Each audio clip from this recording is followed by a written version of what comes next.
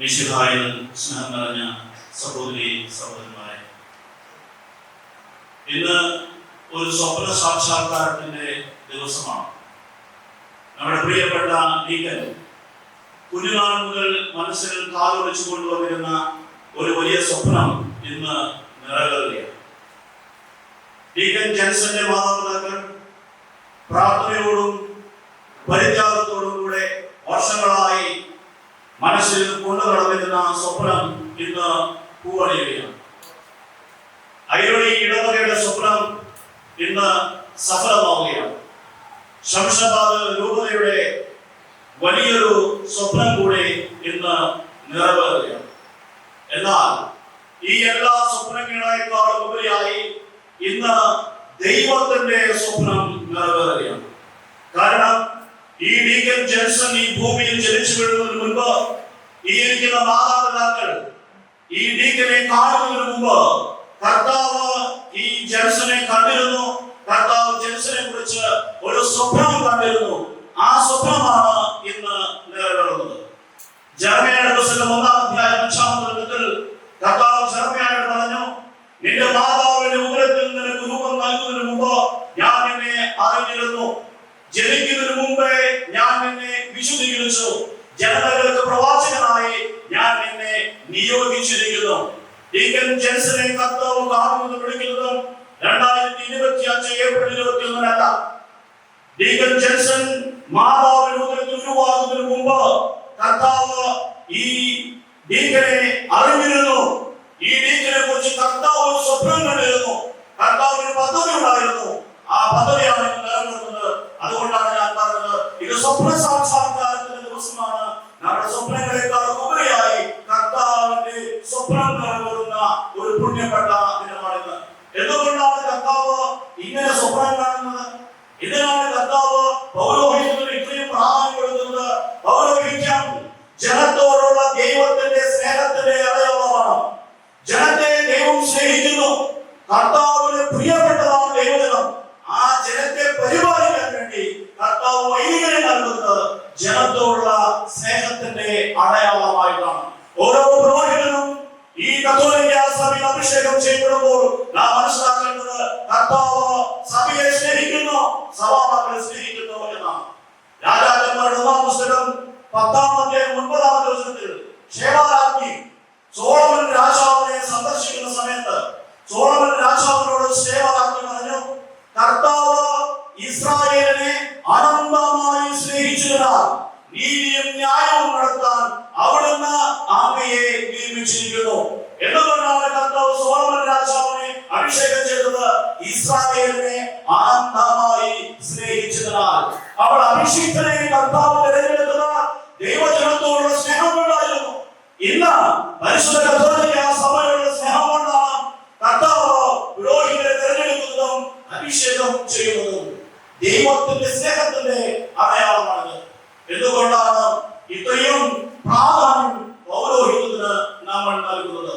പൗരോഹിത്യം ഒരു മാധ്യസ്ഥ ശുശ്രൂഷയാണ്. ദൈവത്തിനും ദൈവജനത്തിനും ഇടയ്ക്ക് മധ്യസ്ഥന്റെ ശുശ്രൂഷ ചെയ്യുന്നത്.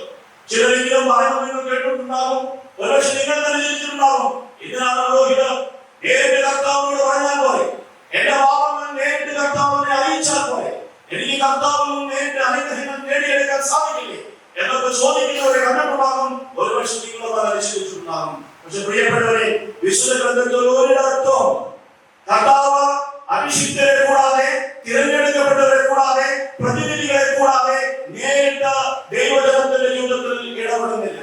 മോശയെ കർത്താവ് വിളിച്ചിട്ട് മോശയോട് കർത്താവ് പറഞ്ഞു, നീ എന്റെ ജനത്തെ നയിക്കുക, നീ എന്റെ ജനത്തെ വിമോചിപ്പിക്കുക. ഈ മോശയിലൂടെയാണ് കർത്താവ് ജനത്തിന് കൽപ്പനകൾ കൊടുത്തത്. ജനം കർത്താവിൽ നിന്ന് വഴിമാറിപ്പോയപ്പോൾ, ജനം തെറ്റ് ചെയ്തപ്പോൾ, ജനത്തിന് ദുഃഖമുണ്ടായപ്പോൾ ജനം ഓടിയത് മോശയുടെ അടുത്തേക്കാണ്. ജനം മോശയോട് പോയി പറഞ്ഞു, ഞങ്ങൾ തെറ്റ് ചെയ്തു, ഞങ്ങൾക്ക് അപകടമുണ്ടായി, ഞങ്ങളുടെ ജീവിതത്തിൽ ദുരന്തങ്ങളുണ്ടായി, അതുകൊണ്ട് നീ പോയി കർത്താവിനോട് പ്രാർത്ഥിക്കുക. ജനമാണ് മോശയെ കർത്താവിന്റെ പക്കലേക്ക് അയക്കുന്നത്. അങ്ങനെ മോശ പോയി കർത്താവിന്റെ മുമ്പിൽ കണ്ണീരോടെ ജനത്തിന് വേണ്ടി പ്രാർത്ഥിക്കുന്നു. സംഖ്യയുടെ പുസ്തകം 14-ാം അധ്യായം 11 മുതൽ 19 വരെ വചനങ്ങളിൽ വളരെ വികാരഭരിതമായ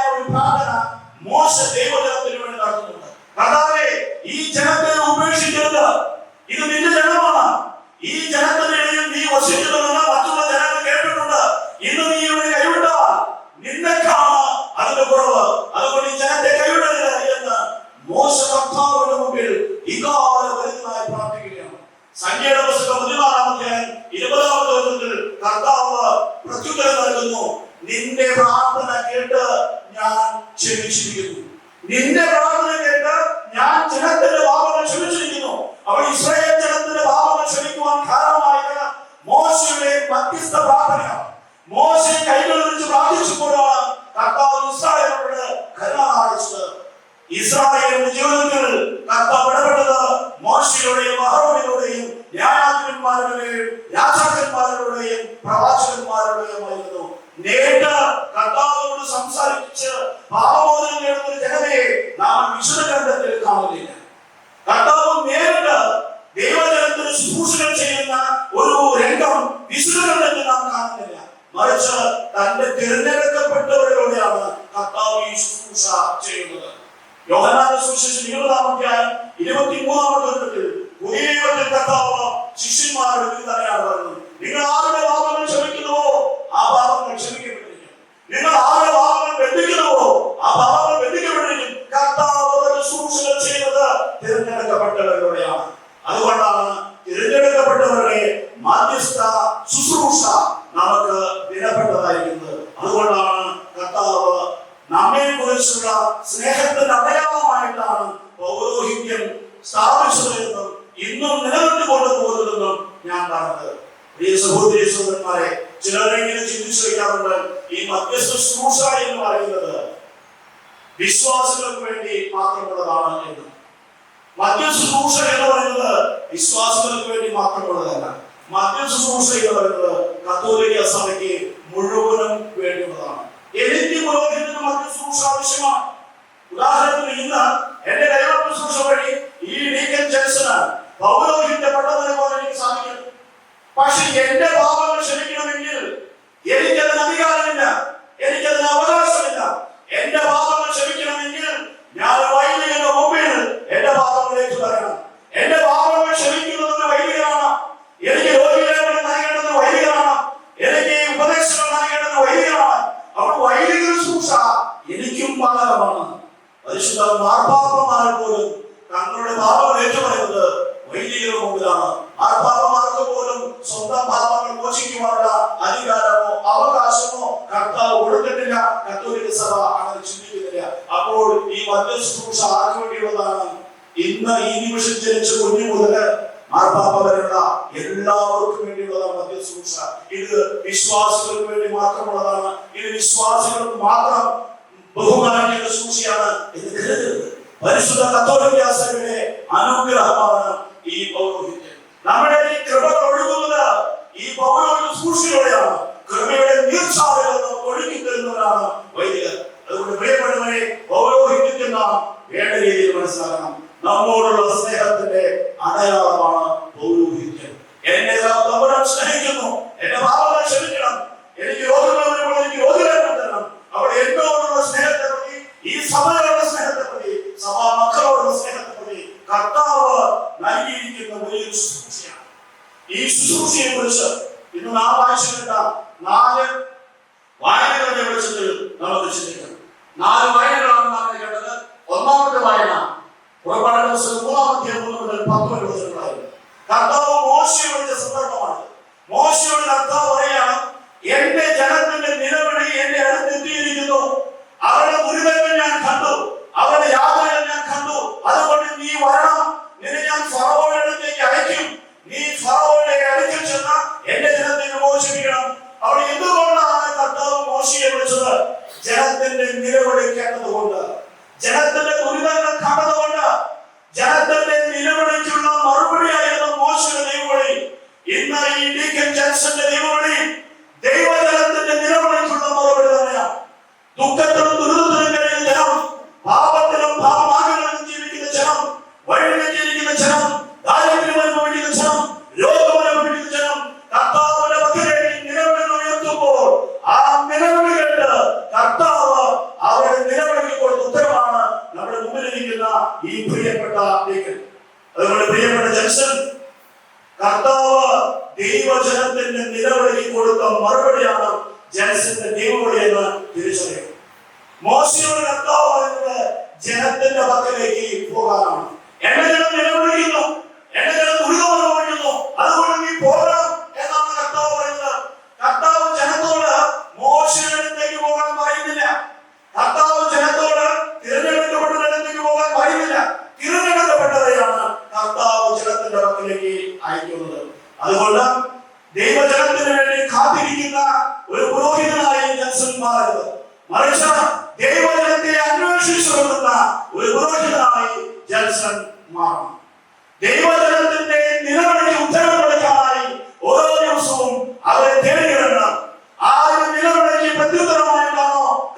ജനത്തിനെ വിളിച്ചത്?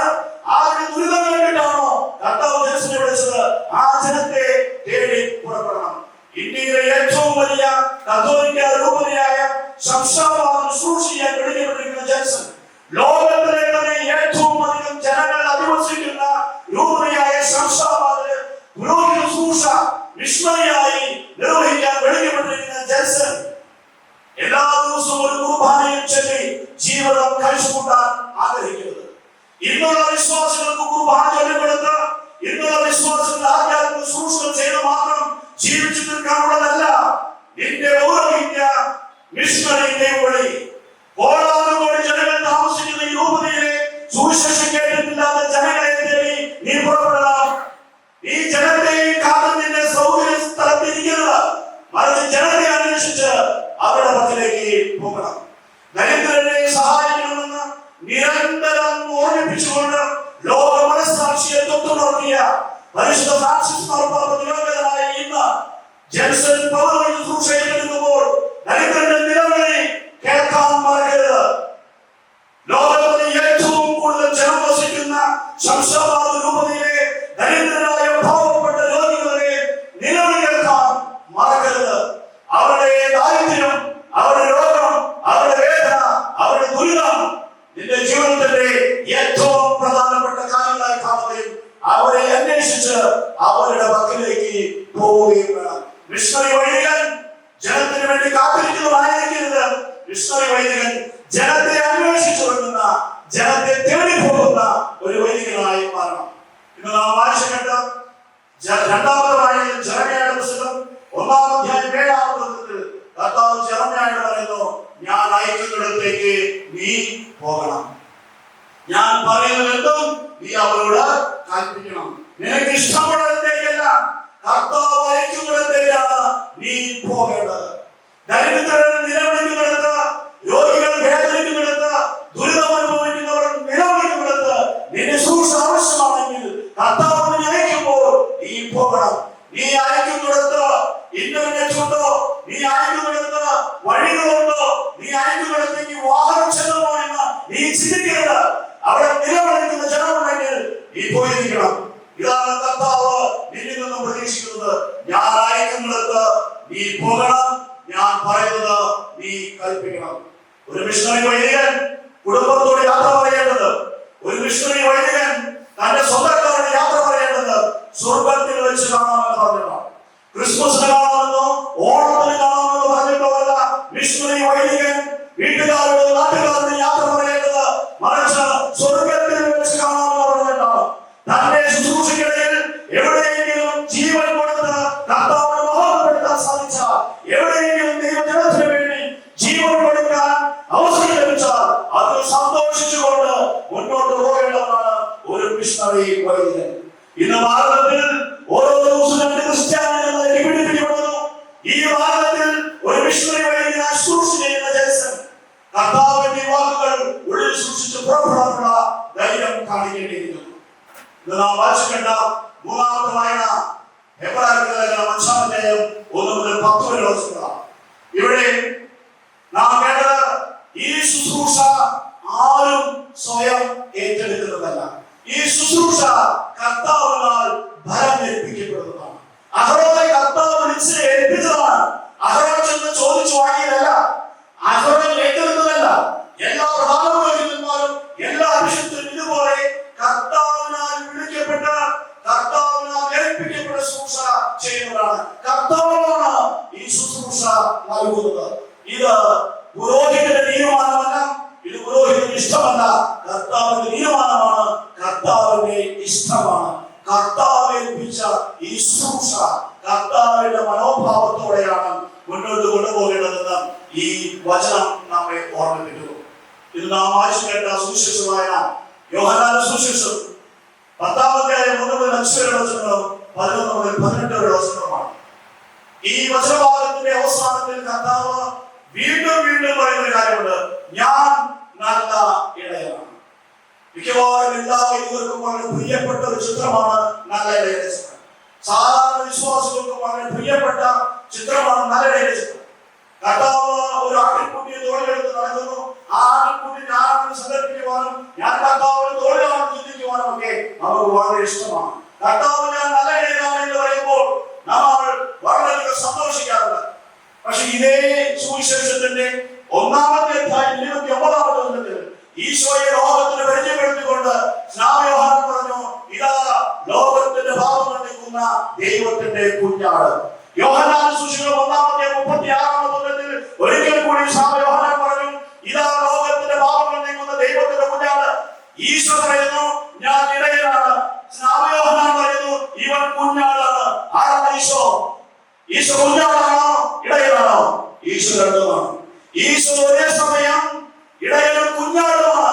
കുഞ്ഞാടാകാൻ സാധിച്ചതുകൊണ്ടാണ് ഈശോയ്ക്ക് ഇടയനാകാൻ സാധിച്ചത്. പ്രിയപ്പെട്ട ജൻസൻ, ഒരു കുഞ്ഞാടാകാൻ നിനക്ക് മനസ്സിലായെങ്കിൽ നിനക്ക് ഒരിക്കലും നല്ല ഇടയനാകാൻ സാധിക്കില്ല. നല്ല ഇടയനാകണമെങ്കിൽ കുഞ്ഞാടാകണം. കുഞ്ഞാടാകുന്നവർക്ക് മാത്രമേ ഇടയന്മാരാകാൻ സാധിക്കുള്ളൂ. എല്ലായ്പ്പോഴും വഴിയെടുത്ത് ഇടയനെ പോലെ ജനത്തെ നയിക്കാൻ മാത്രമല്ല വൈദികർ വിളിക്കപ്പെടുന്നത്. ചിലപ്പോഴെങ്കിലും കുഞ്ഞാടിന്റെ സ്ഥാനത്ത് മുറിവേൽപ്പിക്കപ്പെടാനും ബലിയർപ്പിക്കപ്പെടുവാനും പരിക്കേൽപ്പിക്കപ്പെടുവാനുമാണ് വൈദികർ വിളിക്കപ്പെടുന്നത്. ഈ ഒരു വലിയ സത്യം പ്രിയപ്പെട്ട ജനസ ഇത് തിരിച്ചറിയണം.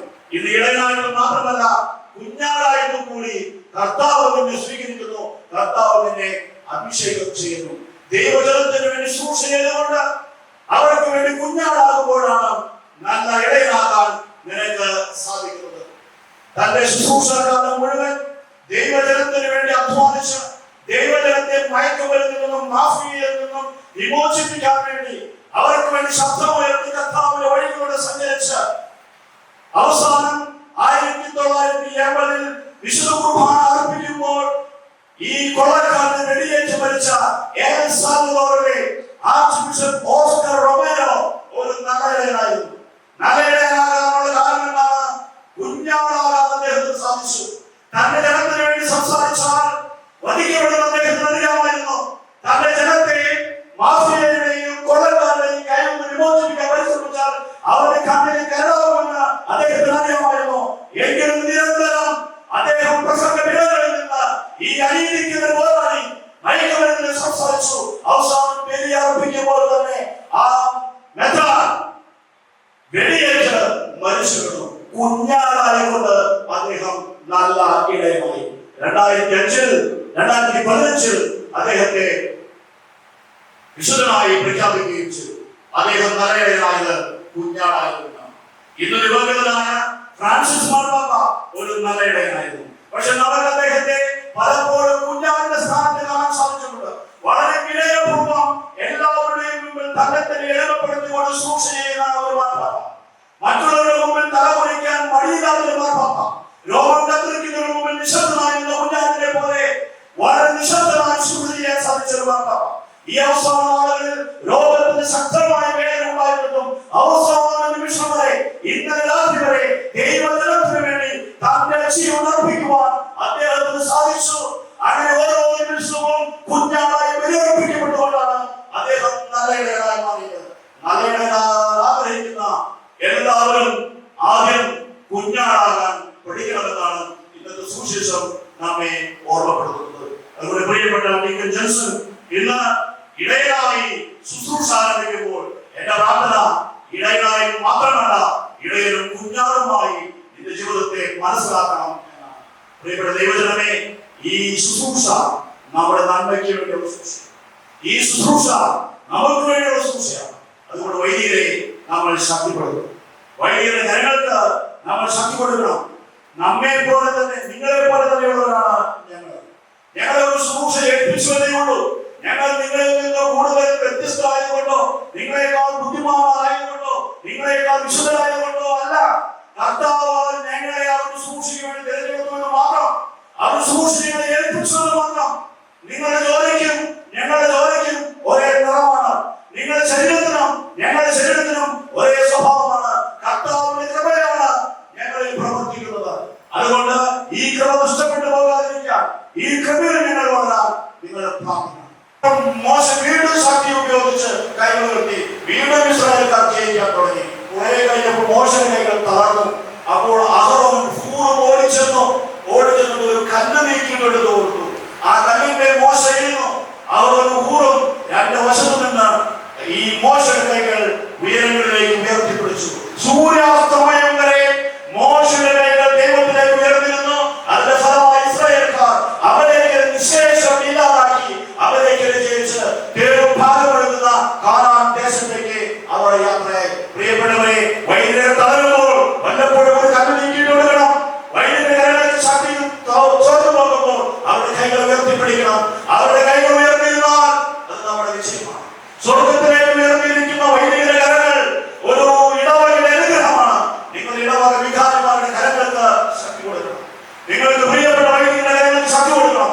ഇന്ന് പുരോഹിതം ഏറ്റെടുക്കുന്ന നമ്മുടെ പ്രിയപ്പെട്ട ജെൻസന്റെ കരങ്ങൾക്ക് ശക്തി കൊടുക്കണം. ഈ കരങ്ങൾ സ്വർഗത്തിലേക്ക് ഉയർന്നിരുന്നാൽ ആ കരത്തിലൂടെ നമുക്ക് വിജയം ലഭിക്കും. മോശയുടെ കരം ഉയർന്നിരുന്നപ്പോൾ അവർക്ക് വിജയം ലഭിച്ചതുപോലെ പുരോഹിതന്റെ കരം ഉയർന്നിരുന്നാൽ ദൈവജനത്തിന് വിജയം ലഭിക്കും, നമുക്ക് വിജയം ലഭിക്കും. അതുകൊണ്ട് നമുക്കറിയാവുന്ന പുരോഹിതരെയും ഈ ശുശ്രൂഷ നമുക്ക് ഓർക്കാം. വളരെ പ്രത്യേകമായി ലീഗൽ ജൻസനാർപ്പാടിനെ ഓർക്കാം, ജൻസന്റെ മാതാപിതാക്കളെ ഓർക്കാം. ഈ ശുശ്രൂഷ വഴി വലിയ ഉത്തരവാദിത്വം ഏറ്റെടുക്കുന്ന ജൻസൺ ജീവിതത്തിന്റെ അവസാന നിമിഷം വരെ വിശ്വസ്തയോടെ ജീവിക്കുവാനും ഈ ശംശബാദയിലെ സുവിശേഷം അറിയാത്ത കോടിക്കണക്കിന് ജനങ്ങൾക്കിടയിൽ സുവിശേഷം അറിയിക്കുവാനും ദരിദ്രരുടെയിൽ അവർക്ക് ആശ്വാസമായി ജീവിക്കുവാനുള്ള കൃപയ്ക്ക് വേണ്ടി പ്രാർത്ഥിക്കാം. സർവശക്തനായ ദൈവം നമ്മെ സന്നദ്ധമായി അനുഗ്രഹിക്കട്ടെ. പിതാവിന്റെയും പുത്രന്റെയും പരിശുദ്ധാത്മാവിന്റെയും നാമത്തിൽ.